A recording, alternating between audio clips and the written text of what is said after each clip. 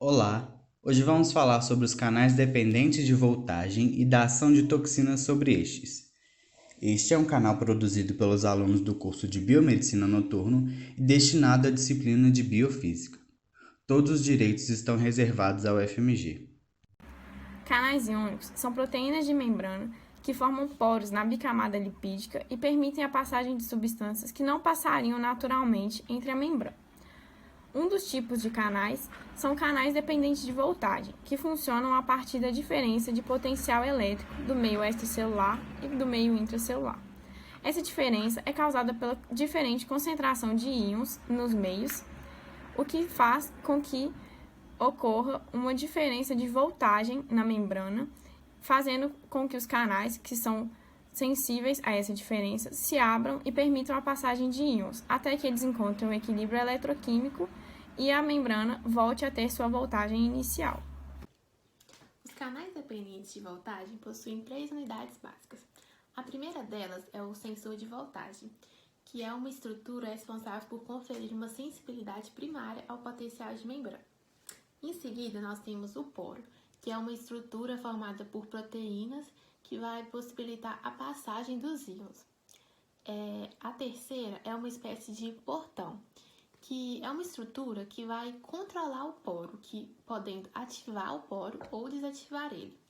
Quando a membrana é submetida a uma diferença de potencial, o canal de potássio sofre uma alteração conformacional decorrente do campo eletromagnético.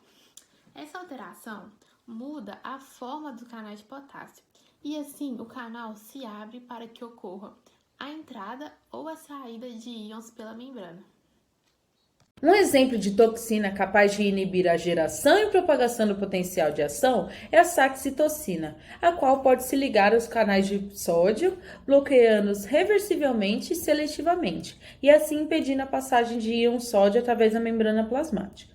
O dinoflagelado, produtor de saxitocina, é o principal responsável pela maré vermelha. Essa, por sua vez, é um fenômeno natural ocasionado pela presença e proliferação de certos tipos de algas tóxicas, as quais podem causar manchas avermelhadas no mar. A intoxicação alimentar e o envenenamento causados pela saxitocina podem provocar paralisia, perda de controle motor e problemas respiratórios, tanto em animais marinhos quanto em seres humanos, as quais consumiram esses animais. Essa ação ela é definida pela quantidade presente de toxina, ou seja, em certos casos, os seres vivos não são afetados.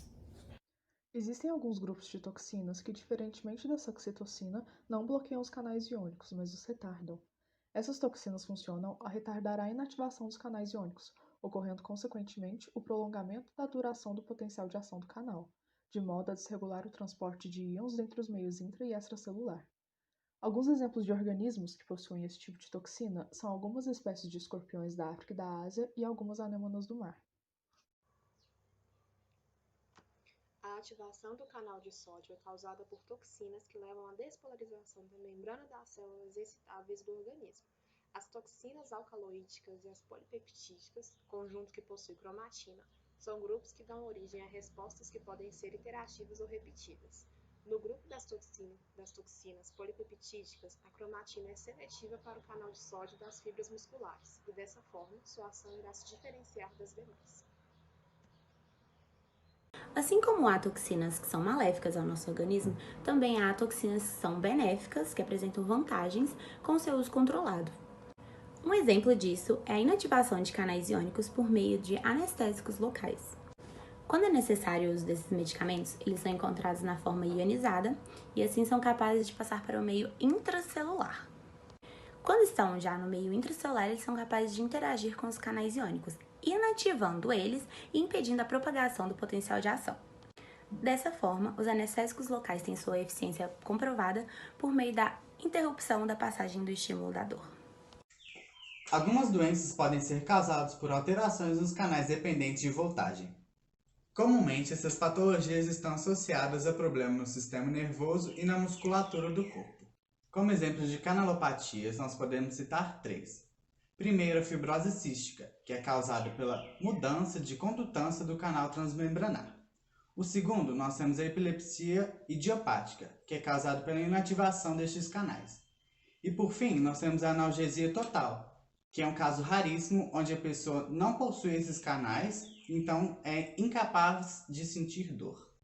E estes são os materiais utilizados como referência bibliográfica. Agradecemos a sua atenção.